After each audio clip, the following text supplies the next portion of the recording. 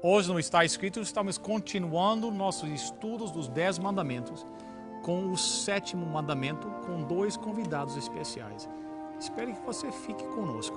O Está Escrito começa agora.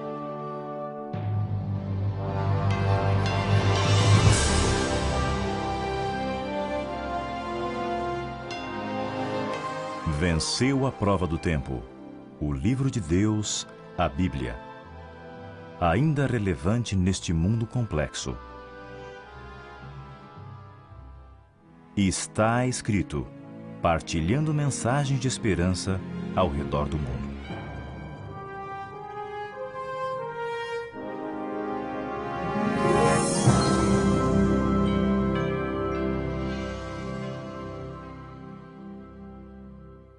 Bem-vindos a mais um programa do Está Escrito. Nós estamos continuando nossa série estudando os 10 mandamentos com o Dr. Tim. Muito obrigado, Dr. Tim. Satisfação. Mais um estudo, vamos começar agora. E hoje nós temos um convidado todo especial, o pastor Gerson Santos, que não é parente meu, né? Embora temos o mesmo sobrenome. Mas é dos Santos, né? Mas é dos Santos, né? Pastor Gerson, muito bem-vindo ao nosso programa. Agradecemos que o senhor aceitou o nosso convite. Quem sabe o senhor podia dar um pouquinho de conhecimento aos nossos telespectadores, quem você é, de onde é que você veio? Pois não. É um prazer estar aqui com vocês no programa Está Escrito. E eu nasci no Brasil, estudei lá, onde conheci minha esposa, nos casamos, temos 2 filhos. Mais tarde viemos para os Estados Unidos, trabalhei na Nova Inglaterra, continuei meus estudos na Andrews University. E agora já temos uma filha casada, ela casada com um pastor, voltou para o Brasil. E o nosso filho está terminando a universidade agora. E eu estou trabalhando na Flórida, trabalho na área de abrindo novas igrejas e dirigindo o departamento de evangelismo, na Florida Conference.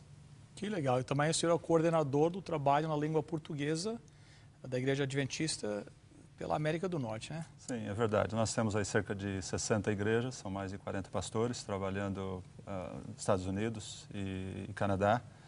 E estamos coordenando a obra de língua portuguesa na divisão norte-americana. Muito obrigado. O nosso estudo hoje, bem, quem sabe é um mandamento um pouquinho mais delicado, né? É o 7º mandamento. Não adulterarás. Como é que se fala? Adulterarás, né? Isso. A nossa sociedade quase que tem jogado esse de lado, né? Aquilo que nós estamos vendo na televisão, nos filmes, no comportamento de muitas pessoas na comunidade, parece que indicar que esse mandamento nem tem valor. Nós dizíamos old fashion, era para os dias antigos. Não, hoje nós temos uma liberdade nova, não tem. Tanto é que, não sei se na América ou no Brasil, mas aqui tinha uma propaganda de rádio e de televisão promovendo affairs, relacionamento. Então, a propaganda dizia, se você é casado, mas quer ter um caso, vá nesse website que lá você vai encontrar outros homens e mulheres que estão na mesma situação. Como é que pode?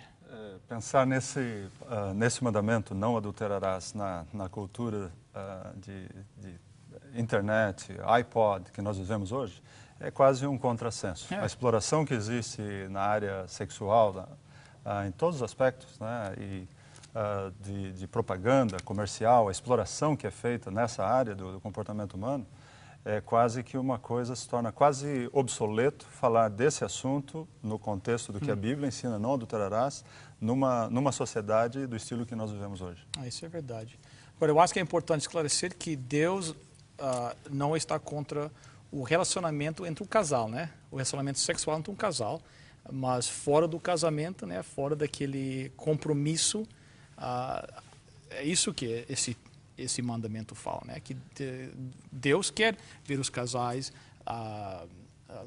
como é que se diz, tendo uma vida sexual sadia, né?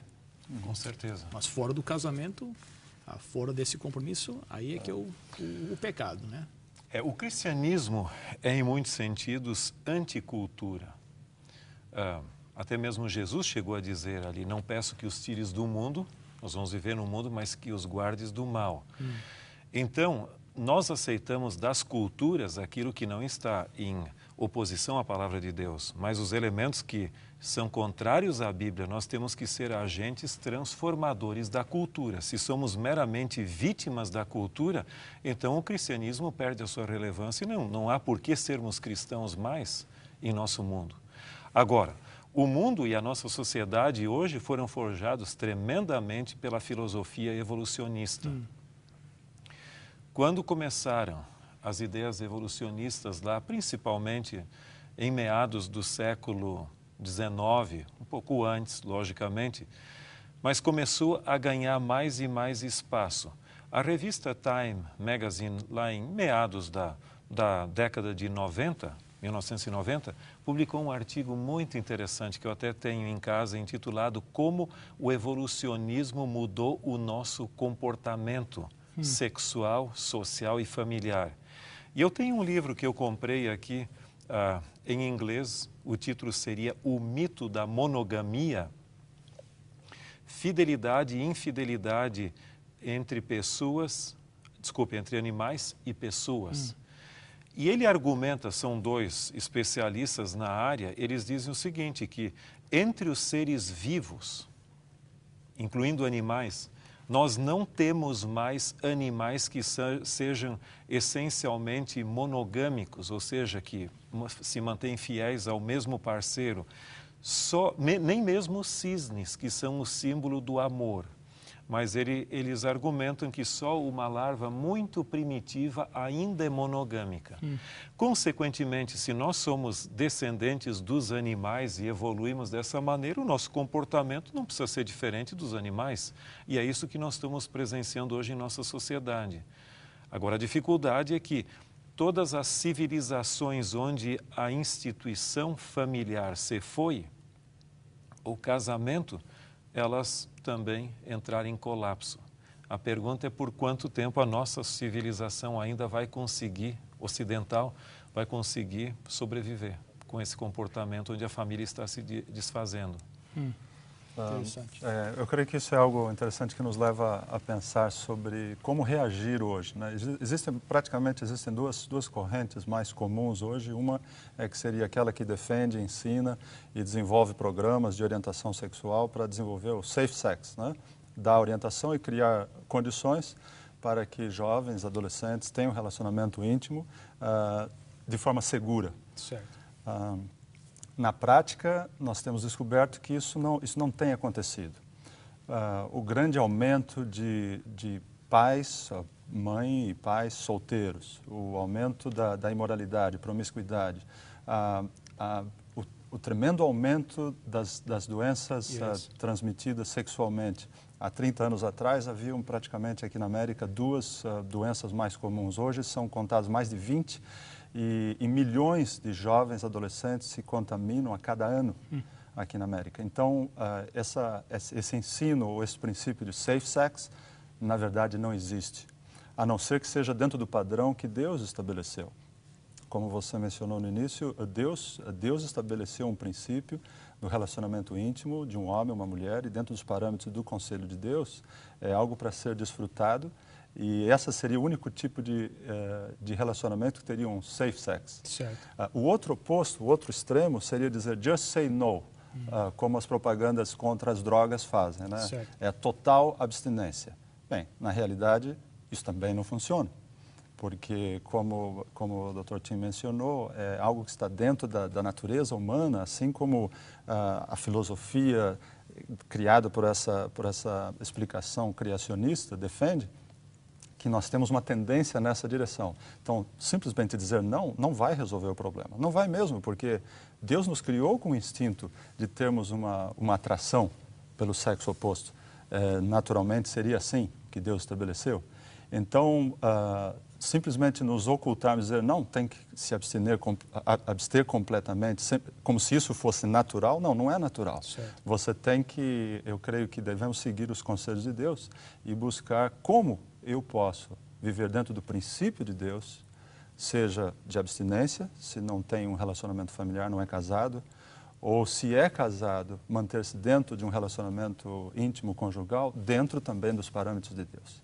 Então, eu creio que a explicação, nós voltamos de novo naquilo que Deus estabeleceu no princípio. Deus criou o ser humano, nós cremos dessa maneira. De acordo com a palavra de Deus, Deus criou homem e mulher. Criou-os com sentimentos, para se atraírem um para com o outro. E dentro desse princípio divino, quando nós obedecemos à orientação de Deus, nós poderemos desenvolver um relacionamento sadio e seguro. Dentro do casamento e fora do casamento, dentro do princípio que Deus estabeleceu.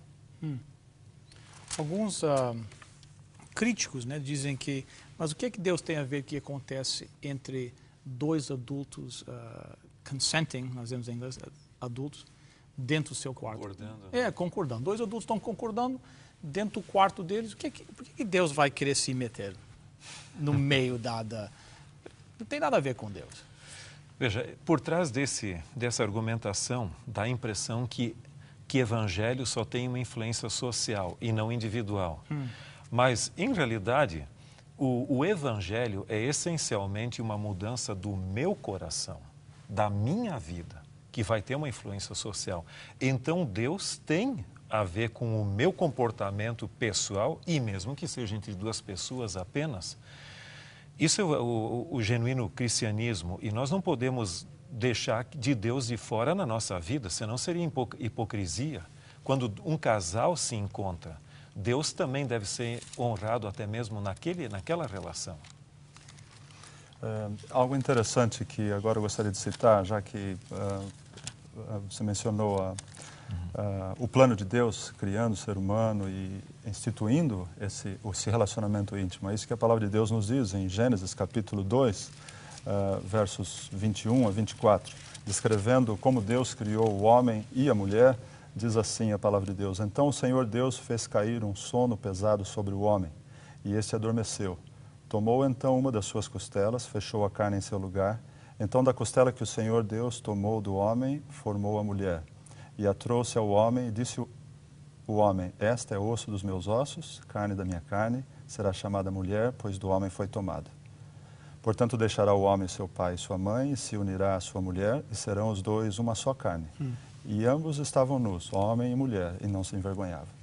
É interessante que é como se fosse um processo em que Deus, ao criar o ser humano, criou uma pessoa, deu oportunidade para que ele sentisse a falta de uma companhia que fosse semelhante a ele. Desse um, Deus criou dois, e depois disse para eles: vocês dois vão se tornar um outra vez. Esse é o conceito bíblico da intimidade sexual. Então, qualquer coisa que vai fora desse princípio estabelecido por Deus pode soar politicamente incorreto, mas não está de acordo com aquilo que Deus estabeleceu no princípio, que é a união de um homem e uma mulher, e somente um homem e uma mulher. Ao longo da história, no passado e até mesmo hoje, em algumas culturas, existe um conceito diferente com respeito não apenas à liberalidade do relacionamento extraconjugal, mas também o outro extremo, que é a poligamia, de ter uma pessoa tendo mais de um companheiro ou companheira. Em ambos os casos, embora seja aceito na cultura, não está dentro do plano original de Deus para aquilo que nós vemos nas Escrituras. E de certa forma, isso afeta o relacionamento do ser humano. Nós vemos hoje, quando a palavra de Deus nos diz: se tornarão uma só carne, deveria ser uma aproximação, uma intimidade tão grande como a psicologia diz, uma identificação. Né? Essa identificação só vem se existirem duas pessoas. No momento em que envolve uma terceira ou quarta pessoa, já não existe uma identificação tão íntima como se fosse partilhada apenas pelos dois. Certo, interessante. Algumas pessoas creem que quando o mandamento diz ali, não adulterarás, que isso se refere simplesmente a um casal que assumiu o voto matrimonial, que quebrou, e um deles acabou saindo fora. Mas, em realidade, como o pastor Gerson já mencionou alguns pontos importantes, o mandamento em si tem uma abrangência muito grande. Ou seja qualquer atividade sexual fora do casamento em si. Pode ser sexo pré-matrimonial pré-matrimonial, pode ser bestialismo até, relações sexuais como animais, que até a Bíblia condena e até no Antigo Testamento era passível de morte. Também o relacionamento com pessoas do mesmo sexo também é condenado no Antigo Testamento, e você vai ver outras formas, até mesmo a própria autossatisfação que vem pelas formas de masturbação que muita gente estimula. Há médicos e psicólogos e psiquiatras que dizem que é benéfico para a saúde. Mas, em realidade, a satisfação sexual deveria ocorrer dentro do casamento com o companheiro ou a companheira ali, e não fora do casamento. Esse instinto sexual foi colocado por Deus conosco para que nós pudéssemos viver com uma pessoa que seja nosso companheiro ou companheira pelo resto da vida. E não desvirtuar para outras formas alternativas que inibem. Eu ouvi de algumas pessoas que chegavam a dizer que o texto bíblico diz não adulterarás, porque naquela época não existiam preservativos como temos hoje. Mas como hoje temos preservativos, estamos liberados. Né? E há um livro onde o autor chega a dizer que o vínculo do casamento é o amor. Se o amor não existe mais, eu devo me separar do meu cônjuge porque posso viver um relacionamento adulterino com ele, mesmo sendo casado. Agora, tudo depende do que eu defino como amor. Se amor é meramente emoção ou sentimento, aí a coisa está complicada. Mas amor realmente é um princípio. Eu amo minha esposa porque eu quero amá-la. Se eu não quisesse, eu conseguiria encontrar inúmeras desculpas evasivas para abandoná-la. 2 pontos que eu acho que eu gostaria de destacar nos minutos que nos restam. Um seria, nós temos falado do ato de adultério, mas será que eu posso transgredir um mandamento antes, numa fase antes de cometer o ato? E quem sabe o segundo ponto seria também com a abundância de pornografia, o acesso à pornografia na internet, quem sabe alguns conselhos para alguém que está nos assistindo, que tem está com esse problema, que para Deus nada é impossível, né? Que pode. Mas o quebrar do mandamento pode acontecer antes. O pessoal está assistindo e diz, não, mas eu nunca adulterei, nunca andei com outra mulher, não tive sexo fora de casamento, etc. Então, estou livre. Será que é só isso? É interessante que muitas pessoas se escondem através de estar debaixo da graça, né? Da dispensação da graça, como se libertando de alguns dos mandamentos estabelecidos no Antigo Testamento. E Jesus Cristo, especificamente sobre esse mandamento, e alguns outros também, mas esse especificamente, ele foi muito claro, colocando uma dimensão ainda mais profunda, mais ampla, de como você pode cumprir ou quebrar esse mandamento. Jesus mencionou lá em São Mateus capítulo 5, no verso 27 e 28, ele diz, ouviste que foi dito aos antigos, não cometerás adultério? Eu, porém, vos digo, qualquer que olhar para uma mulher com intenção impura no coração, já cometeu adultério com ela.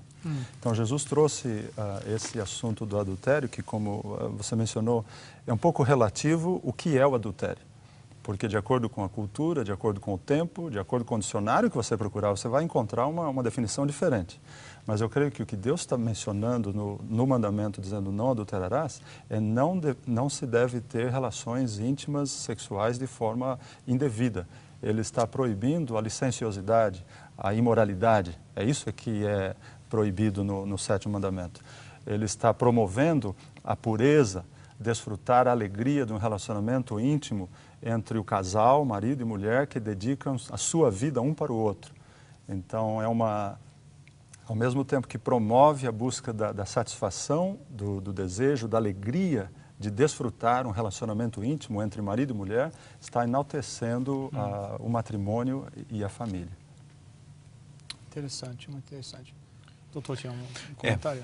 Aqui você vai ver também nesse texto que o pastor Gerson leu, que é muito pertinente, a dimensão espiritual do mandamento que já condena até mesmo as intenções mentais.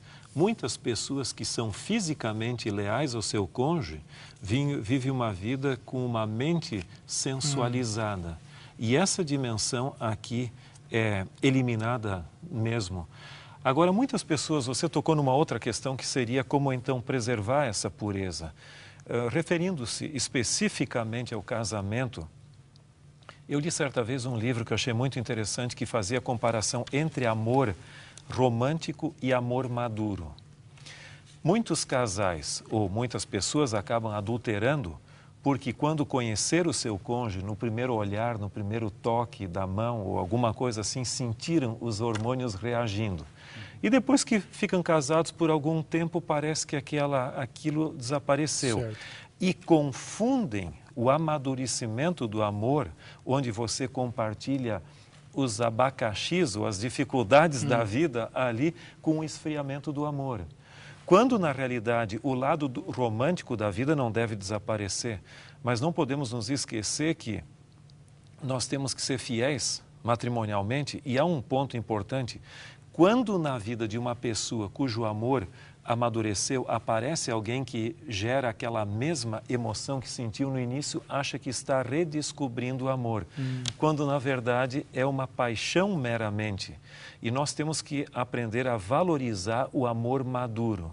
Como diz o texto bíblico, não desprezeis a mulher da tua mocidade. Certo. Isso é válido para as mulheres também em relação com os homens? Sobre isso, acho que é muito interessante também, porque Jesus, se ele estivesse vivendo nos nossos dias hoje, talvez ele teria dito um pouquinho diferente. Qualquer homem que olhar para uma mulher com pensamento impuro, acho que ele diria também de outras maneiras. Qualquer homem que olhar para um homem com intenções impuras, ou qualquer mulher que olhar para um homem. Certo. Então, o princípio é da pureza mental. E Jesus diz que a obediência a esse mandamento, ou a quebra desse mandamento, começa no mesmo lugar que ele termina, é na mente. Porque ele está trazendo uma dimensão espiritual, não é o ato em si que é pecaminoso, mas o pensamento ou o desejo de fazer. Se a única coisa que impediu de você fazer ou deixar de fazer alguma coisa foi a falta da oportunidade, Jesus está dizendo, é como se você já tivesse feito. Certo.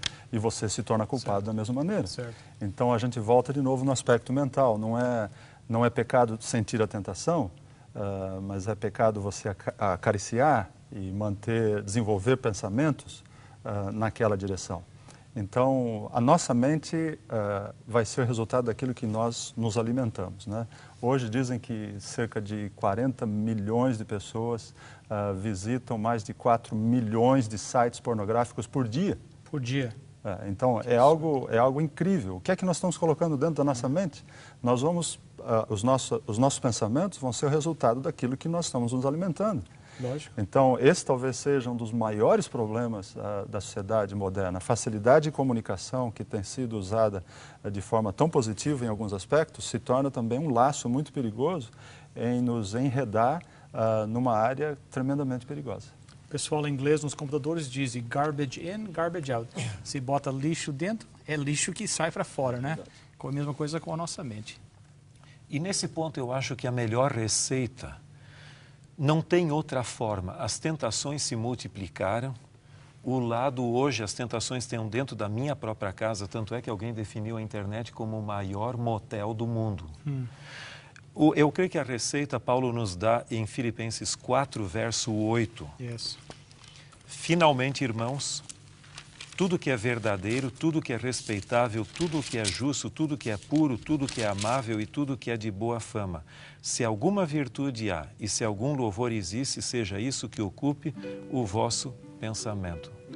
Alguém uma vez disse, um negócio bem simples, mas que de certa forma tem funcionado.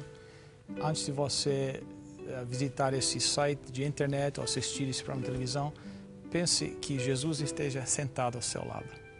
E será que você iria visitar esse site com Jesus sentado ao seu lado? O tempo passou.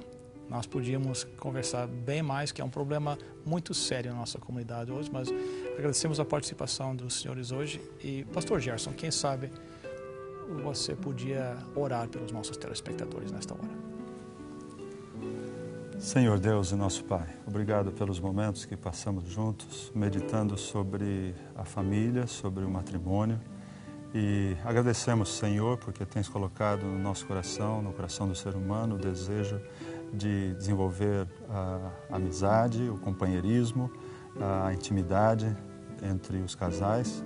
E ajuda-nos, Senhor, a mantermos a nossa vida pura, vivermos de acordo com a Tua vontade e desfrutarmos aquilo que o Senhor tem colocado para nosso benefício e alegria e para honrar o Teu nome. Nós pedimos por Jesus. Amém, Senhor.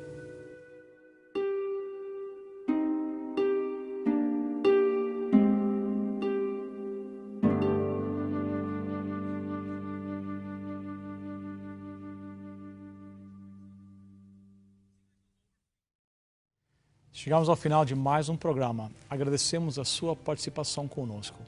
Pastor Gerson, quem sabe um pensamento para fechar o nosso programa hoje? Uma palavra rápida para concluir. Se você é casado, desfrute o seu relacionamento íntimo com a sua esposa, com o seu esposo. Faça desse relacionamento uma parte importante do seu dia. Se você é solteiro, desfrute a amizade com a pureza do relacionamento de amizade com seus amigos. E para os dois grupos, procure desenvolver o senso da presença de Deus ao seu lado e estabeleça limites antes de se envolver na situação. Cuide com o que você abre na internet, os programas que ouve na televisão e procure desenvolver um relacionamento sadio com o próximo e procurando fazer sempre a vontade de Deus. Bons conselhos. Muito obrigado pela participação dos senhores aqui no programa. Lembre-se de visitar o nosso website. Lá você pode ver todos esses programas outra vez. Estaescrito.ca. Até a próxima semana. Lembre-se, está escrito, nem só de pão viverá o homem, mas de toda a palavra que procede da boca de Deus.